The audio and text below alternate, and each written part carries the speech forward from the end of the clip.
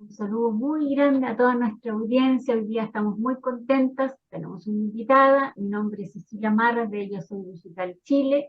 Estamos en nuestro programa en YouTube de la radio y quiero hacer un remember de un poco del equipo porque tenemos nueva audiencia. Seguramente todas las personas conocidas de nuestra invitada van a querer saber quién es el equipo.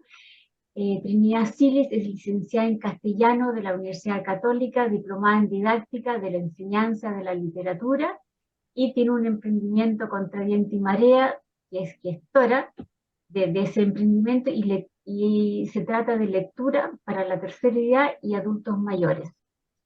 También tiene cursos en la Universidad Católica, en la Universidad Finisterra y en el verano también en enero tiene cursos vía Zoom, así que si nos quieren preguntar, por supuesto, estamos llanos a dárselos como siempre.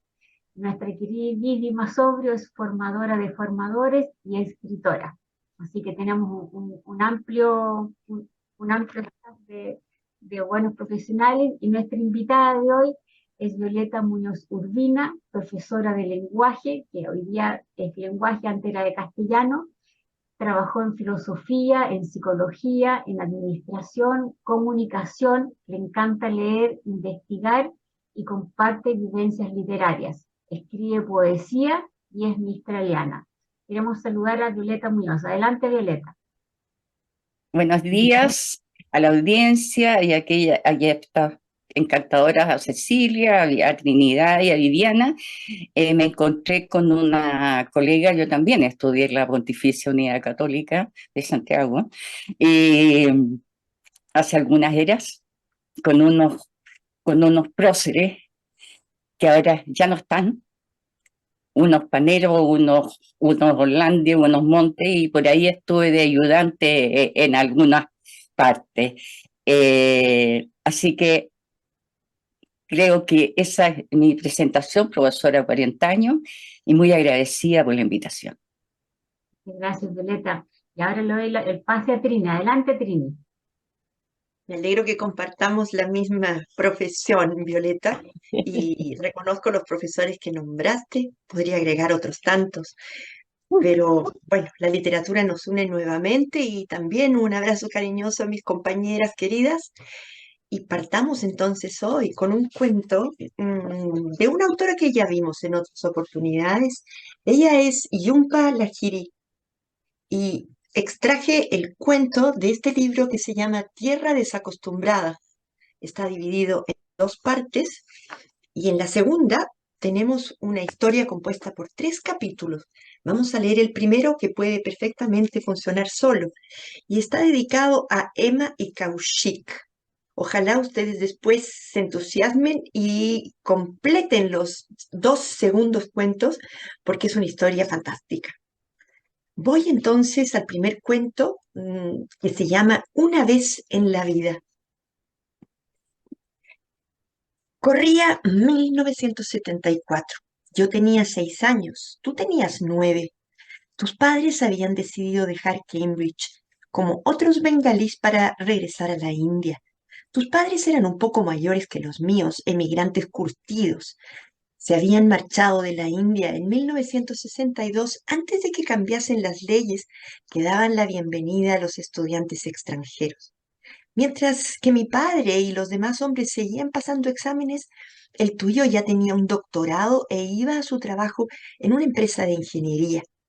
Nuestras madres se conocieron cuando la niña estaba embarazada. Un día en un parque se sintió mareada y se sentó en un banco. Ustedes auxiliaron y acompañaron a mi madre a casa. Se hicieron amigas de inmediato y empezaron a pasar el día juntas mientras nuestros padres trabajaban. Hablaban de la existencia que habían dejado atrás en Calcuta. Tu madre había ido a un colegio de monjas y era hija de uno de los abogados más importantes de la ciudad. El padre de mi madre trabajaba en correos y ella no comió en una mesa ni se sentó en un inodoro hasta que vino a América. Al nacer yo, tus padres fueron los únicos amigos que fueron a la maternidad. Regresaron ustedes a Calcuta. No los vimos ni tuvimos noticias suyas hasta el primer día de 1981, cuando tu padre nos llamó por la mañana. muy temprano para desearnos feliz año nuevo y decirnos que tu familia regresaba a Massachusetts, donde él tenía un empleo nuevo. Así fue.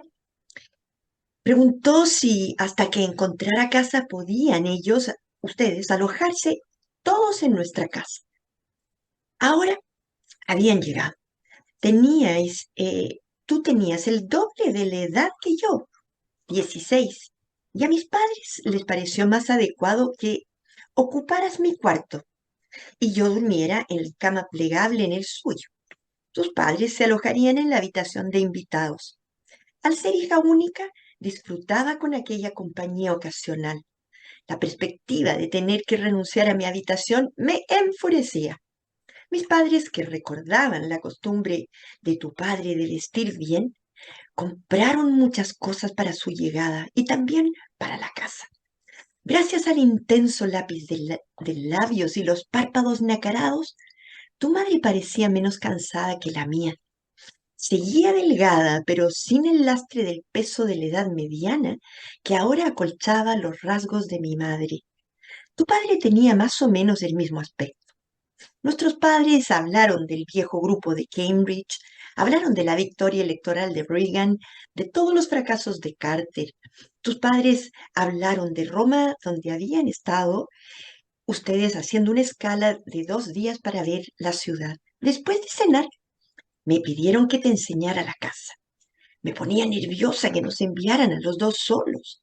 Me inquietaba la atracción de adolescente que sentía hacia ti. Nunca me había fijado en alguien tan mayor como tú y perteneciente al mundo de mis padres.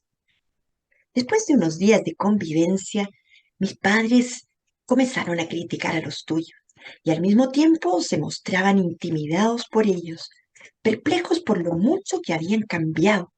Bombay los había americanizado más que Cambridge. No hablé con nadie de vuestra llegada. Casi nunca revelaba detalles de mi vida doméstica a ninguna amiga americana. Tus padres me prestaban atención, me hacían preguntas y me felicitaban por mis modales, por cómo tocaba el piano, por todo lo que hacía para ayudar a mi madre en casa. Tú, solo 3 años mayor que yo, ya te habías desembarazado de la influencia de tus padres. Una semana después, tu padre se incorporó a su nuevo trabajo en una empresa de ingeniería a 60 kilómetros de nuestra casa. Tú te quedabas en casa con tu madre y la mía. Tus padres querían esperar a comprarse una vivienda para decidir qué instituto te convenía. Yo estaba pasmada y muerta de envidia, medio año sin ir a clases. Mi habitación estaba en un estado de desorden absoluto. Madre se acatarró y se sirvió de esa excusa para quedarse en cama durante días. Mis padres se sentían desairados por las extravagantes perspectivas de los tuyos, avergonzados de tener una casa tan modesta. Una y otra vez oía lo mucho que habían cambiado tus padres. Como sin darnos cuenta, habíamos abierto las puertas de nuestra casa a unos desconocidos. Habían quejas porque tu madre, que no ayudaba a limpiar la cocina después de comer, porque se iba a la cama cuando le venía en gana y dormía hasta casi mediodía. Mi madre afirmaba que tu padre era demasiado indulgente. Paciencia, se marcharán dentro de poco y entonces nuestra vida volverá a la normalidad. Yo era la única a quien no le importaba que siguieran ustedes con nosotros. A mi modo callado y complejo, seguías gustándome. Me sentía dichosa por el simple hecho de observarte día tras día. Poco tiempo después cayó mucha nieve. Después de desayunar, tu padre y el mío se turnaron con la pala para despejar el sendero de entrada. Nosotros dos salimos afuera también. Tocabas la nieve con las manos desnudas. La estudiabas, parecías feliz por primera vez desde tu llegada. Hiciste una bola pequeña y me la arrojaste. Me aparté y luego te arrojé a ti. Otra. Echaste a andar hacia el bosque prohibido. Había algo que querías enseñarme, dijiste. Se trataba de una lápida. Allí te desahogaste contándome que tu madre tenía cáncer de mama y que se le estaba propagando por el resto del cuerpo. Por eso Ustedes se habían ido de la India. No era tanto por el tratamiento como para que los dejaran en paz. Tu madre, que no quería verse agobiada por la gente de allí, ni que tampoco sus padres fueran testigos de su declive, le pidió a tu padre que los trajeran de regreso a América. Ha visitado a un médico de Mass General. Es allí donde suele llevarla a mi padre cuando dicen que van a ver casas. Yo era demasiado joven para sentir pena o compasión. Solo noté el enorme miedo de tener una mujer agonizante en nuestra casa. 2 semanas después, se fueron ustedes. Tus padres compraron una casa ostentosa en North Shore, diseñada por un renombrado arquitecto de Massachusetts. Cuando mis padres por fin se enteraron de la noticia y fueron al hospital donde tu madre agonizaba, yo no les dije nada de lo que me habías contado. En ese sentido, me mantuve leal. Nuestros padres se desconocieron, pues tras las semanas de intimidad forzosa, habían seguido sus respectivos caminos. Pese a todo, tu madre había prometido invitarnos en verano a nadar en la piscina, pero conforme empeoraba su salud, más deprisa de lo que habían previsto los médicos, tus padres se encerraron al resto del mundo, decididos a no revelar aún la dolencia de ella, y rara vez recibían noticias. Durante una temporada mis padres siguieron quejándose, pues se sentían rechazados. Después de todo lo que hicimos por ellos, decían antes de conciliar el sueño. Pero yo estaba ya en mi propia habitación, al otro lado de la pared, en la cama donde tú habías dormido, y ya no los oía. Bueno, es un resumen. Pueden leerlo en forma completa si ustedes quieren, nos lo solicitan. Y bueno, después de esta lectura yo le cedo rápidamente la palabra a Viviana, que tendrá mucho que decirnos desde el título al contenido.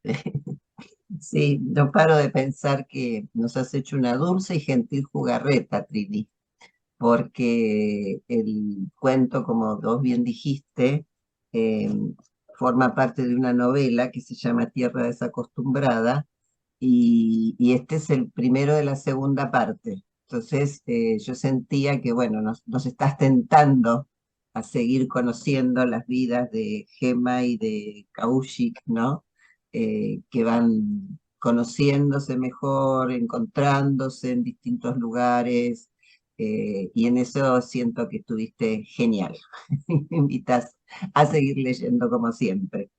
Pero además me impactó el título y los motivos de la elección del título, de la novela, vamos a ir en primer lugar, ¿no? Porque se llama Tierra Desacostumbrada, que es sustantivo con un adjetivo poco usual.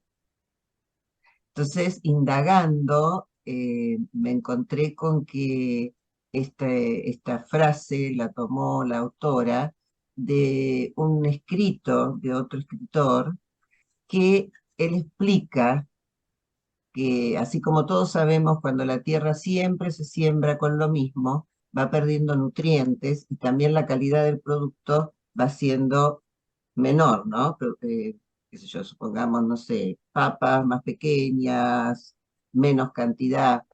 Y lo que este escritor sostiene o afirma es que en la medida que las mismas especies son sembradas en tierras nuevas, tierras distintas, van a producir mejores frutos y especies diferentes. Y esto es una metáfora increíble de lo que es la migración, las etnias, los cambios, ¿no? Estos hindúes, indios bengalíes, o sea, de distintas zonas de India, que migran a Estados Unidos, y ahí se produce, si bien ellos son muy defensores de las tradiciones familiares, ¿no? Sociales, no quieren abandonarlas, pero de todos modos se va produciendo una fusión. Se van incorporando, ¿no? También lo vimos con Chimamanda, cómo se iban encontrando en este caso las costumbres africanas con las costumbres de Estados Unidos, en el que estamos leyendo hoy, las costumbres de India con las de Estados Unidos, y también vemos cómo Gema es como más sumisa, acepta más mantener, por lo menos en el minuto que la vemos en este primer cuento, que es su infancia, mantener las costumbres, tocar el piano, ayudar a la mamá, mientras que que va a ser ahora nuestro buen amigo de 16 años, se resiste y extraña desesperadamente la vida que había vuelto a tener cuando fue a la India nuevamente. Así que bueno, invitación abierta, mucho para leer y acompañar a Jumpa, que siempre, de alguna manera, las historias son siempre las mismas, es decir, habla de familias migrantes con sus problemáticas y demás, pero siempre le agrega algo diferente que la hace atractiva. Yo tuve la suerte de leer varios cuentos de ella en otros talleres, inclusive con Trini también, ¿no? Así que el título Tierra Desacostumbrada es un hallazgo para mí valiosísimo desde el punto de vista literario, ¿no? Y del contenido. Y respecto al título del cuento, Una vez en la vida, es una frase que aparece en el texto y que tiene que ver con que han vuelto de la India a Massachusetts en primera clase, lo que parece ser todo un derroche, ¿no? Y justamente la señora dice, bueno, una vez en la vida, y nosotros todavía no sabemos que se está refiriendo a su enfermedad, porque es el regalo de los 40 años, ¿no? Ella se está refiriendo a que tal vez nunca más va a volver a tomar un pasaje de primera clase porque está muy enferma. Y el marido le dice, no, no podemos ver. O sea que prácticamente la idea central referida a la enfermedad de la mamá de Kaushik está mencionada en este título una vez en la vida. Y todas las pequeñas cosas que van sucediendo, la casa fastuosa, la piscina, comprarse ropa, todo parece ser, todo parece simbolizar a ese una vez en la vida. Así que uno ahí descubre el absoluto cuidado con que la autora elige las palabras, elige las frases, elige cómo va a titular tanto la novela como el cuento. Así que bueno, espero que esto los atraiga a seguir leyendo el cuento y la continuidad de los dos que faltan. Gracias. Entonces, adelante, Le doy la Violeta. palabra a Violeta. Ya. El Jean Palahiri es muy, llega mucho a uno por los temas que va teniendo sobre lo que indicaban ustedes sobre la migración. El dolor de la migración, el cambiar de vida, el cambiar absolutamente también las costumbres y adaptarse a un mundo que le es extraño, pero que en el fondo la familia sigue unida. Aquí yo creo que hay un punto muy especial. Aquí tenemos familia, estas dos familias con características distintas económicas, pero que tienen el objetivo común es la unión. Unos unidos por la costumbre y el otro unidos por el dolor. El dolor que lo mantienen en privado, no son personas que expongan de inmediato la situación en el caso de Cauchy, que no expone ese temperamento del adolescente silencioso que busca, que mira, que observa y que sale a caminar buscando quizás una respuesta al dolor que tiene dentro de la familia. Su madre que está enferma. Nadie lo sabe, pero aquí lo importante de la yunta es que nos pone ciertas metáforas entre medio donde nos dice qué va a pasar. ¿Por qué nos dice que era derrochadora? ¿Por qué nos dice que la otra no le quiere pasar la zanahoria para construir un monito de nieve? ¿Por qué? Entonces, ahí va armándose el cuento y vamos llegando, por un lado, no mostrando esa intimidad, pero sí dejándole que qué va a venir atrás. Estos son como estos clímax que nos pone y que nos llega a, que nos sorprende el dolor de esta familia que en un momento vuelve, la madre quiere salir de Bombay, quiere salir la madre de Kuchi cuando sabe que está enferma de cáncer y quiere salir específicamente a volver a Massachusetts, volver a donde estuvo antes, por la privacidad, porque las costumbres, todos te acompañan en el dolor, iban al del dolor e iban a invadir su casa. Ella sigue, si nosotros miramos a esta madre, que sigue manejando su vida tal cual, pareciendo derrochadora, gastando cosas, poniendo cosas por encima de otros, durmiendo más, pero sin decir por qué dormía, sin decir por qué no ayudaba en la cocina. No por flojera, sino porque estaba enferma. Pero es ese silencio y ese suspenso en que nos pone la Yumpa nos hace desmerecer que a veces no es necesario hablar de más, sino que cada persona, cada ser tiene una profundidad que lleva en sí los recuerdos o lleva en sí un dolor. Y este cuento nos lleva a toda una trayectoria, un inicio de un amor, de un desamor, esta novela, y que este primer capítulo nos muestra a dos pequeños con años de diferencia que vuelven a reencontrarse después de 7 años y que les cambia la vida. Les cambia la vida y que ella mantuvo el silencio y la privacidad como buena bengalí. Eso podría decir. Gracias, Violeta, muchas gracias. La verdad que yo recojo todos los comentarios y en la mitad del cuento hay una luz de lo que está pasando y dije, bueno, los dueños de casa van a saber.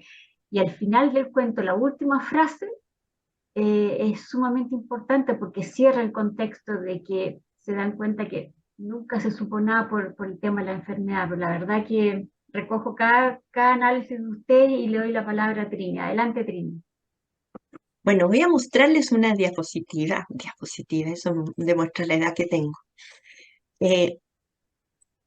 Aquí, para mostrárselas a ella en una fotografía en la que ella está en brazos de su padre, estoy hablando de Jhumpa Lahiri. Ella nace en Londres, el padre se estaba profesionalizando más allí en sus estudios y esa madre llega a casarse con un hombre extraño, pero finalmente terminan juntos y tienen a esta hija, tienen una hija más. Ella nace en el 67, por tanto tiene alrededor de 55 años, pero evidentemente el tema del que ustedes hablaron es central en la literatura de ella, la realidad de los emigrantes, el desarraigo y tantos otros temas relacionados a ese. Pero en este cuento en específico, y voy a poner aquí una pólvora para que tal vez discutamos, pero me gusta mucho lo que dijo Violeta con relación al silencio que mantiene los visitantes. Y quiero analizar 3 aspectos por los que atraviesa Yumpa y que cuestiona una realidad occidental y universal, porque el dolor, por más que uno pertenezca a una cultura más silenciosa, menos expresiva quizás, bueno, esto también puede suceder en cualquier parte, porque depende mucho de la personalidad, de la idiosincrasia de la familia. Y en este sentido quiero analizar 3 temas. Por un lado, el cuestionamiento a la amistad profunda que perfectamente puede cambiar después de los años. Sí, como decía Viviana, no se riega, no se alimenta, se ha dejado, se ha olvidado, por tanto esa amistad ya no es la misma. Por otro lado, un segundo tema que plantea ella y que lo tocó Violeta es la invasión, es convivir con extraños en una misma casa. va finalmente complicando la situación si no hay mayor sinceridad y transparencia. Me estoy poniendo de parte de la familia que recibe a esta gente. Obviamente que se pregunta mucho por qué se comportan de esta forma. Los enjuician todo el tiempo, que son flojos, que aceptan incluso este desdén que tiene el hijo, que no lo saben conducir bien, que no coopera en la casa y tantas otras dudas que tienen acerca del cambio que han tenido ellos viviendo o volviendo a la India. Segundo tema, entonces. Y el tercero es hasta qué punto esa privacidad, esa intimidad, incluso ese pudor, no se puede transmitir. Es verdad que hay que respetar el silencio de los otros, pero si a uno le han abierto la casa, uno se tiene que callar un secreto tan íntimo, sobre todo cuando han sido así de amigas. Estoy pensando en la posición de la gente de la casa. ¿No se sentirían traicionados al no haber compartido un dolor tan íntimo como el que tenía esa madre que se estaba preparando para morir? También, también aquí Yumpa nos explica un poco la conducta generacional, porque, claro, esos padres que pertenecen a una generación más contenida son incapaces de contar esto que para ellos es un agravio. Sin embargo, el chiquillo, con mucha espontaneidad y con la necesidad además de desahogar su dolor, se lo comenta a la chiquilla. Y ella guarda el secreto y no lo comparte porque le debe lealtad al secreto que le está contando.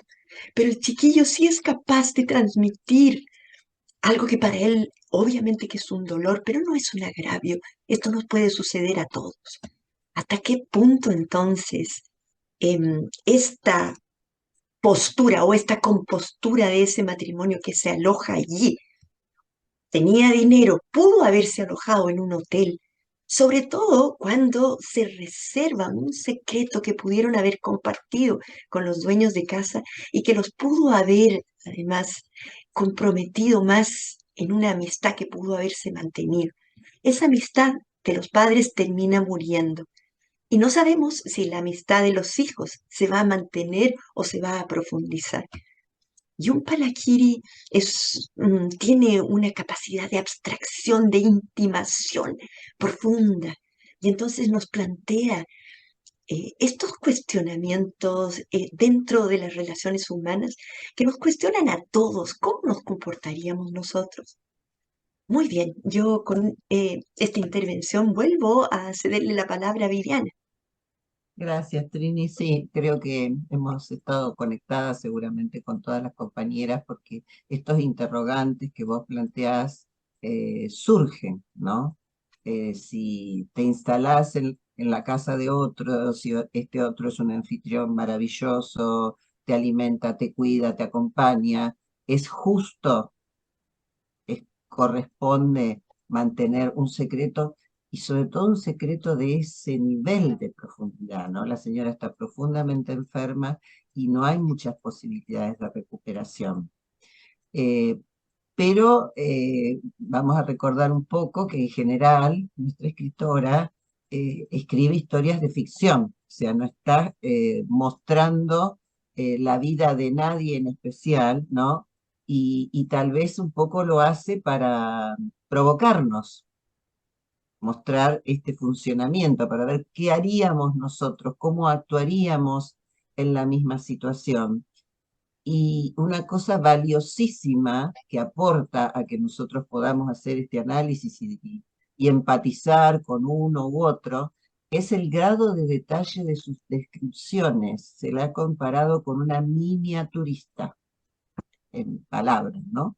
Porque, por ejemplo, vamos conociendo a cada una de las parejas de papá y mamá, vamos conociendo a los jóvenes, también conocemos los contrastes con alguna amiga que es estadounidense, y entonces vamos tratando de comprender o comprendiendo desde la mano de la autora qué es lo que pasa en cada caso. Eh, en algún punto, para la cultura india, primero está la familia y después está la amistad, ¿no? Y entonces vemos que una de las familias, los papás de Gema, eh, cuando la amistad se corta porque ellos se van, no se hace problema y se refugia en la familia. Sin embargo, los papás de Kaushik deciden huir, ¿no? De esa presión familiar. Yo me acordaba, mientras vos hablabas, de una hermosa serie que eran cuentos de Rabindranath Tagore, que tuve la suerte de ver en televisión, en una plataforma de streaming, para no hacer propaganda, que uno ve cómo en la vida de una pareja interviene la suegra, interviene el suegro, interviene el hermano mayor del marido, interviene el hermano mayor de la esposa, digamos, en la educación de los hijos. O sea, yo cuando veía esa serie decía, qué poca, hablando de la invasión, ¿no? Que mencionaba Violeta, yo digo, qué poca privacidad, qué poca posibilidad de ser solo marido y mujer que tienen en el marco de esta cultura. Entonces creo que ahí también un poco está la idea, ¿no? Y el tema, y hay una cuestión que a mí me impactó mucho, o sea, que me gusta mucho la historia, cómo nos ubica en el contexto histórico. Y una de las argucias, podríamos decir, que utiliza son los programas de TV. Es decir, qué programas de TV se van viendo a lo largo de este periodo, ¿no? En que las familias se encuentran, se separan y se vuelven a encontrar. Y prestar mucha atención que también está describiendo lo que se llamó la diáspora india en la segunda mitad del siglo XX, cuando gran cantidad de indios, aún profesionales calificados, salieron de India en busca, no estaban mal económicamente, pero tal vez buscaban mejores opciones para la educación de sus hijos, para la inserción social y laboral de sus hijos.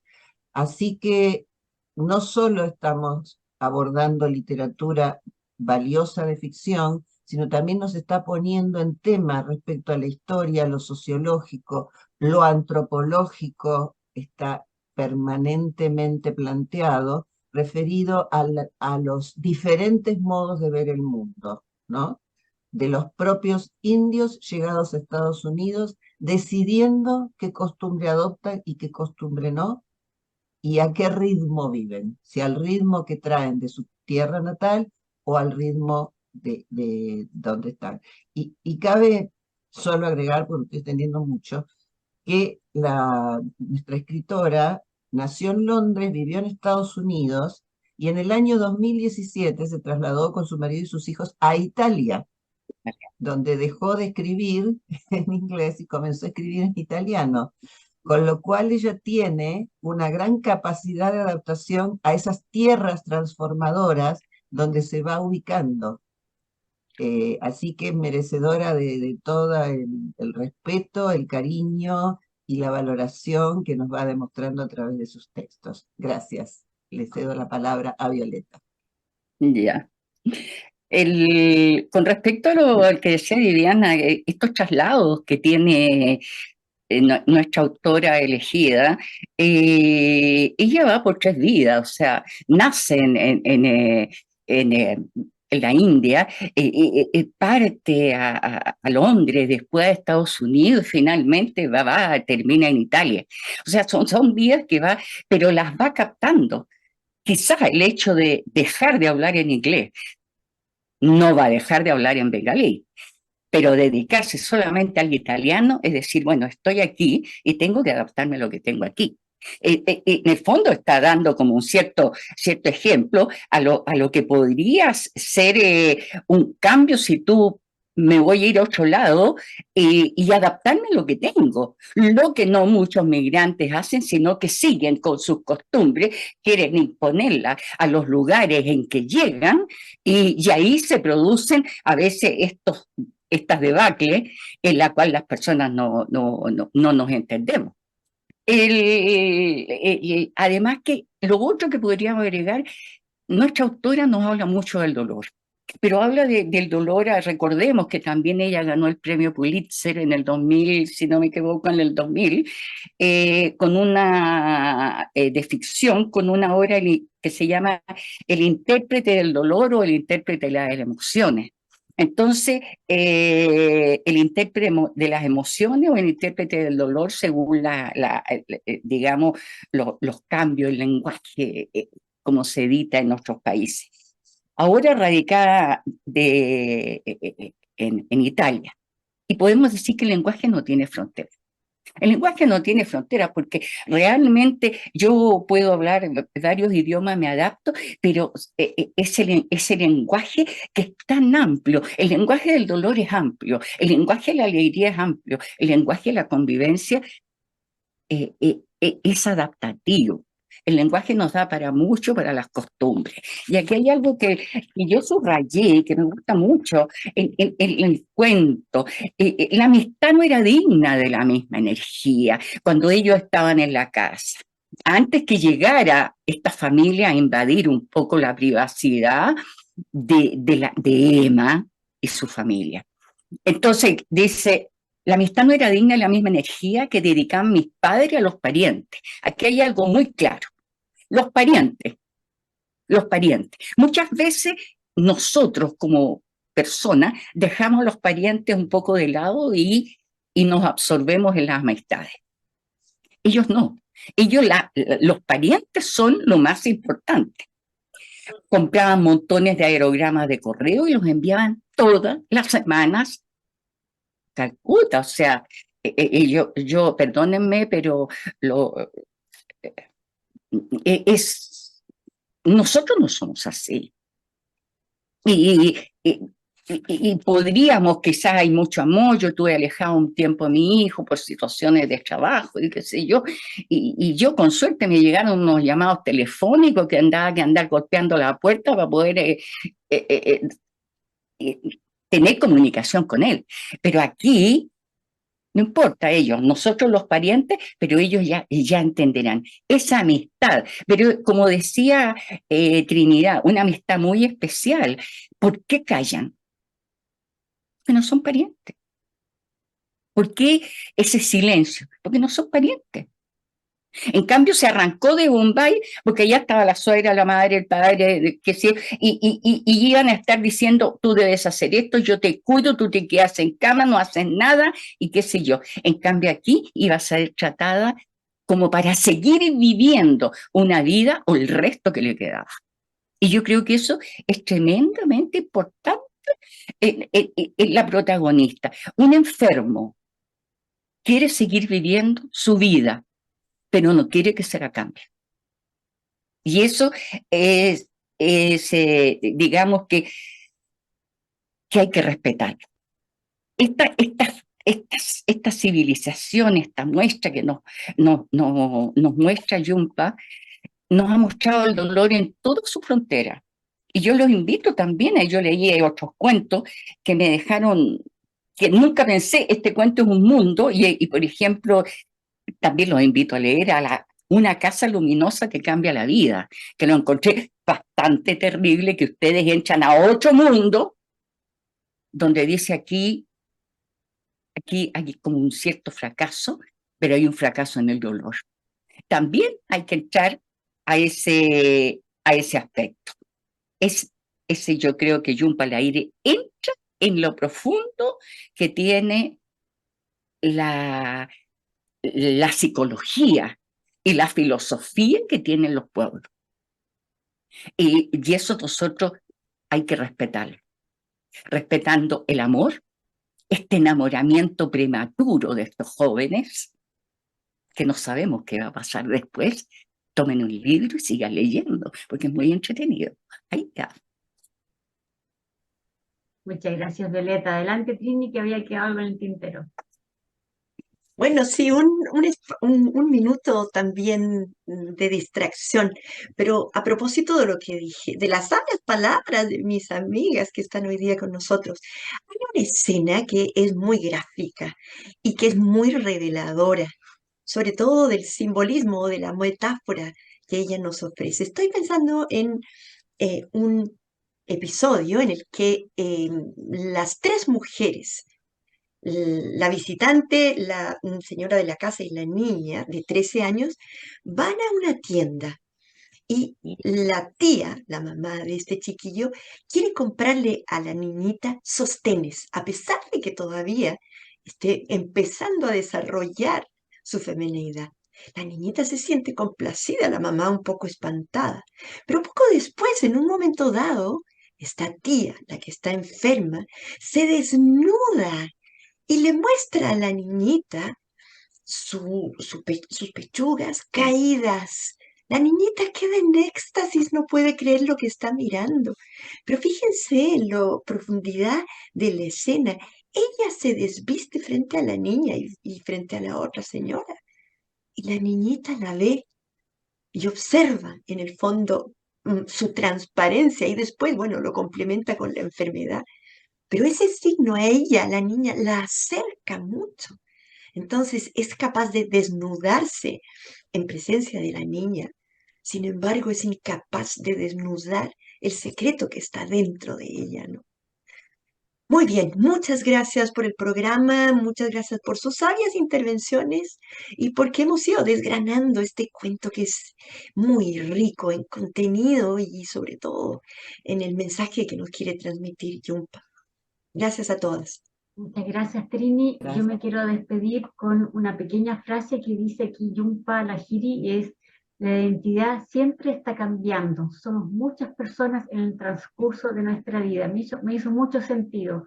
Lo quería compartir con usted, agradecerle a Violeta y a toda su familia, sus parientes, amigos que se suscriban a nuestro canal para que la vean a ella y le sigan llegando los cuentos. También se suscriban a los talleres que hace Trini, y felices de recibirlas en nuestro hogar, en nuestro espacio acá. Así que un abrazo muy grande y hasta la próxima semana. Ya, No te vayas, Violeta, porque vamos a conversar ahí tras bambalinas. ya.